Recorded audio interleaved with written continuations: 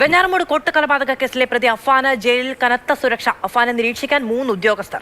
താൻ മരിക്കാൻ തീരുമാനിച്ചതാണെന്ന് ജയിൽ ജീവനക്കാരോട് അഫാൻ തുറന്നു പറഞ്ഞു. അനന്തകൃഷ്ണൻ വിവരങ്ങളുമായി നമ്മളോടൊപ്പം ചേരുകയാണ്. അനന്തൻ, ഈ ജയിലിലേക്ക് എത്തുന്ന സമയത്ത് ജയിൽ ഉദ്യോഗസ്ഥർ ചോദിക്കുന്നതിന് മറുപടി ആയിട്ടാണ് ഈ കാര്യങ്ങളെല്ലാം പറഞ്ഞത്. പണം തന്നെയാണ് ഒരു വലിയ പ്രശ്നം എന്നടക്കമുള്ള കാര്യങ്ങൾ അഫാൻ സൂചിപ്പിക്കുന്നുമുണ്ടായിരുന്നു. താൻ കൂടി മരിക്കും എന്നുള്ള അഫാന്റെ പ്രഖ്യാപനം ജയിലധികൃതരെ പരിഭ്രാന്തിയിലാക്കുന്നുണ്ടോ? ഏതു തരത്തിലുള്ള നിരീക്ഷണമാണ് അഫാന് ജയിലിലുള്ളത്? മാധു, വെഞ്ഞാറമൂട് കൂട്ടക്കൊലപാതക കേസിലെ പ്രതി അഫാൻ ജുഡീഷ്യൽ കസ്റ്റഡിയിലാണ് തിരുവനന്തപുരം മെഡിക്കൽ കോളേജ് ആശുപത്രിയിൽ ചികിത്സയിൽ കഴിഞ്ഞിരുന്നത്. ഇന്നലെ ചികിത്സ അവസാനിച്ചു, ഡിസ്ചാർജ് ചെയ്തു. അഫാനെ തിരുവനന്തപുരം പൂജപ്പുര സെൻട്രൽ ജയിലിലാണ് ഇപ്പോൾ പാർപ്പിച്ചിരിക്കുന്നത്. ഇന്നലെ ജയിലിൽ എത്തിക്കഴിഞ്ഞ ശേഷം ജയിലുദ്യോഗസ്ഥർ അഫാനുമായി സംസാരിച്ചു. എന്തൊക്കെയാണ് അഫാന്റെ ഒരു പ്രകൃതം എന്ന് മനസ്സിലാക്കാൻ വേണ്ടിയിട്ടാണ് കാര്യങ്ങൾ ചോദിച്ചറിഞ്ഞത്. ജയിലുദ്യോഗസ്ഥരിൽ നിന്ന് നമുക്ക് അറിയാൻ കഴിയുന്നത് പോലീസിന് നൽകിയ അതേ മൊഴി തന്നെയാണ് അഫാൻ ജയിലുദ്യോഗസ്ഥരോടും പറഞ്ഞത്.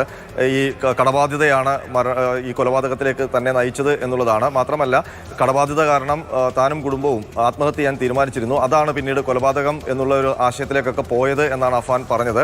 അതിനൊപ്പം തന്നെ നേരത്തെ പോലീസിന് നൽകാത്ത ഒരു മൊഴിയിൽ നിന്ന് വ്യത്യസ്തമായി നൽകിയത് ഒരു ദിവസം 10,000 രൂപ വെച്ച് പലിശ നൽകേണ്ട ഒരു സ്ഥിതിയിലേക്ക് കാര്യങ്ങൾ എത്തി. അങ്ങനെ നൽകാൻ പോലും കഴിയാത്തൊരവസ്ഥയിലാണ് കടബാധ്യത വലിയ തോതിൽ ഉയർന്നത്. അപ്പോഴാണ് എല്ലാവരും കൂടി ജീവനൊടുക്കാൻ തീരുമാനിച്ചതും പിന്നീട് കൂടുതൽ പേരെ കൊല്ലാൻ താൻ തീരുമാനിച്ചതുമെന്നാണ് ഉമ്മയുടെ ഉമ്മ മരിച്ചുവെന്നാണ് കരുതിയിരുന്നത്. കഴിഞ്ഞ ദിവസങ്ങളിൽ മാത്രമാണ് ഉമ്മ മരിച്ചിട്ടില്ല എന്നുള്ള കാര്യം അഫാൻ അറിഞ്ഞത്. അഫാൻ തീർത്തും അസ്വസ്ഥനാണെന്നാണ് ജയിലുദ്യോഗസ്ഥർ പറയുന്നത്. അയാൾ മരിക്കാൻ തീരുമാനിച്ചതായിരുന്നു, പക്ഷേ ആ മരണം അയാൾ ആത്മഹത്യ എന്നുള്ളൊരു കാര്യത്തിലേക്കാണ് പോയത്. പക്ഷേ തൻ്റെ മരണം സംഭവിക്കാത്തതിൽ അയാൾക്ക് വലിയ അസ്വസ്ഥതയുണ്ട്. അതുകൊണ്ട് തന്നെയാണ് അഫാനെ ഒരു കൃത്യമായ നിരീക്ഷണത്തോടെ കനത്ത സുരക്ഷയിൽ പാർപ്പിക്കാൻ തീരുമാനിച്ചത്. ഇതിൻ്റെ ഭാഗമായി 3 ജയിൽ ഉദ്യോഗസ്ഥരെ അഫാനെ സദാസമയം നിരീക്ഷിക്കാൻ വേണ്ടി സെല്ലിൻ്റെ സമീപത്ത് തന്നെ ചുമതലപ്പെടുത്തിയിട്ടുണ്ട്. അതിനൊപ്പം തന്നെ ജയിലുദ്യോഗസ്ഥർക്ക് വിശ്വാസമുള്ള മറ്റൊരു തടവുകാരനെ കൂടി അഫാനൊപ്പം ആ സെല്ലിൽ പാർപ്പിച്ചിട്ടുണ്ട്. അപ്പോൾ അഫാൻ്റെ പ്രവൃത്തികളൊക്കെ കൃത്യമായി ജയിലുദ്യോഗസ്ഥർ നിരീക്ഷിക്കുന്നുണ്ട്.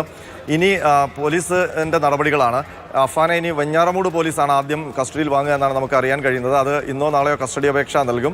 കസ്റ്റഡി അപേക്ഷ നൽകി അഫാനെ കസ്റ്റഡിയിൽ വാങ്ങിക്കഴിഞ്ഞാൽ ലത്തീഫിൻ്റെയും ഭാര്യയുടെയും കൊലപാതകവുമായി ബന്ധപ്പെട്ട അറസ്റ്റ് കൂടി രേഖപ്പെടുത്തും. പിന്നീട് വെഞ്ഞാറമൂട് കേന്ദ്രീകരിച്ചുള്ള തെളിവെടുപ്പാണ്. അവിടെ വെഞ്ഞാറമൂട് പോലീസിൻ്റെ പരിധിയിൽ 4 കൊലപാതകങ്ങളാണ് അഫാൻ നടത്തിയിട്ടുള്ളത്. അതിനൊപ്പം തന്നെ ഈ ആയുധം വാങ്ങിച്ചതും മാല പണയം വെച്ചതും പണം വാങ്ങിയതും വിഷം വാങ്ങിച്ചതും ഒക്കെയുള്ള സ്ഥാപനങ്ങളും കടകളും ഒക്കെ വെഞ്ഞാറമൂടാണ്. അവിടെയൊക്കെ കൊണ്ടുപോയി തെളിവെടുപ്പ് അടക്കമുള്ള കാര്യങ്ങളുണ്ട്. ജയിലുദ്യോഗസ്ഥർ പറയുന്നത് അഫാൻ സാധാരണ കുറ്റവാളികളുടെ പെരുമാറ്റശൈലിയല്ല അഫാനുള്ളത്.